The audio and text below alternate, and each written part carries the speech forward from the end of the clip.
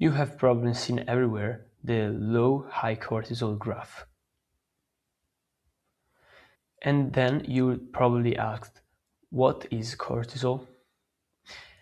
That is what I'm going to talk about in today's video. We're going to firstly talk about what is cortisol, then the problem that high cortisol gives to your body, and how to keep cortisol low and controlled.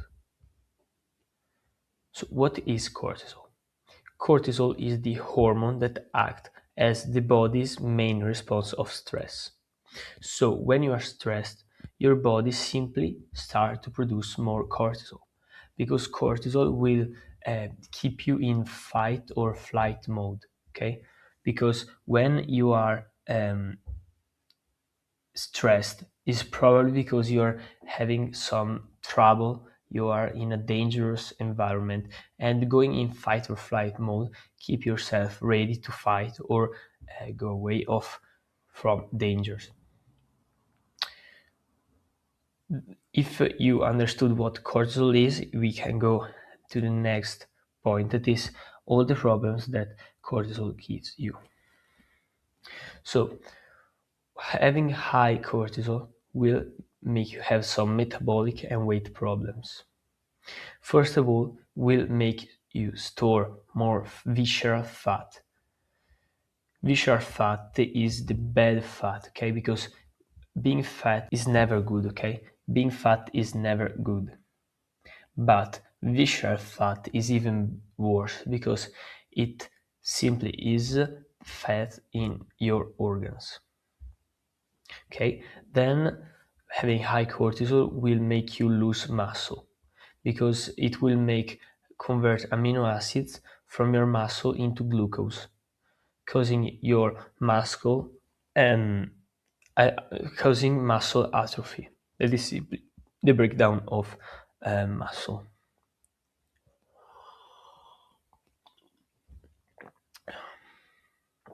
Then, if you have high cortisol, it's going to be easier for you to develop diabetes because cortisol will increase the sugar in your bloodstream, and so you, with the time, you're going to develop diabetes.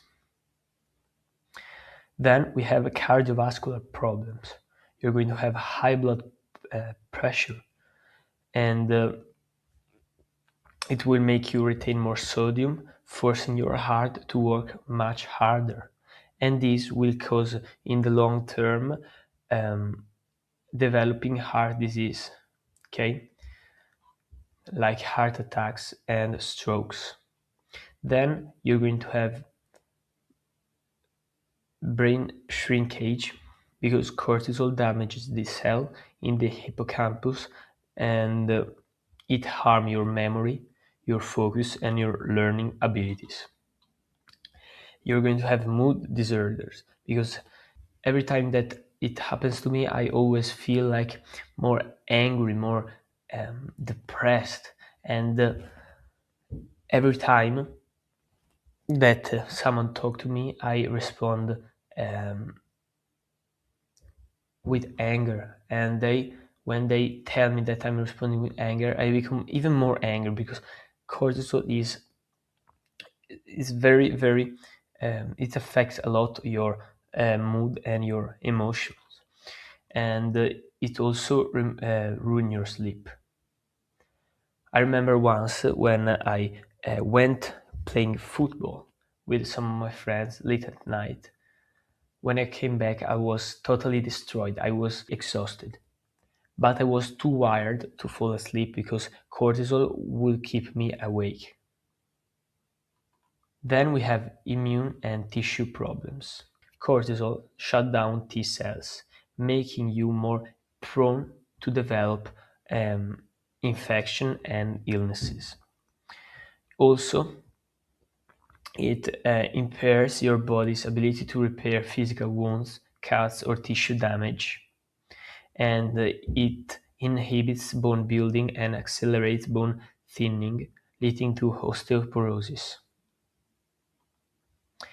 But the most famous thing of having high cortisol. So the most famous problem about having high cortisol is simply that it reduces testosterone. Why? When you have high cortisol is because your body is in a more survival mode. So your body prioritizes survival over reproduction during this period of stress and high cortisol. So your body simply move all of your energy, your um, nutrients, and everything that you need to produce testosterone into other parts of your body. So now we're going to talk about how to keep it low. How to keep it low to have high testosterone, not developing health problems, build muscle, be happy, and have an overall healthier and happier life. So, we need to have a good sleep routine. Sleeping 7 to 9 hours, going to bed at around the same time, and waking up around the same time each and every single day. You need to limit workouts, okay? Workouts can reduce your cortisol if done right. If you need to, for example, for weight training, you need to limit your session, okay? 90 minutes max. And you need to have recovery days. Then you need to limit jogging, um, high intensity cardio, like high intensity cardio, but for a long period of time, because sprints are higher intensity than jogging, but they are going to help you even with cortisol. While jogging will make you have a bunch of cortisol and reducing also your testosterone.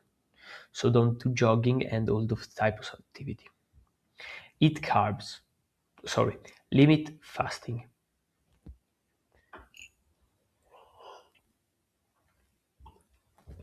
Fasting, especially if done for long periods of time and frequently, is going to increase your cortisol levels.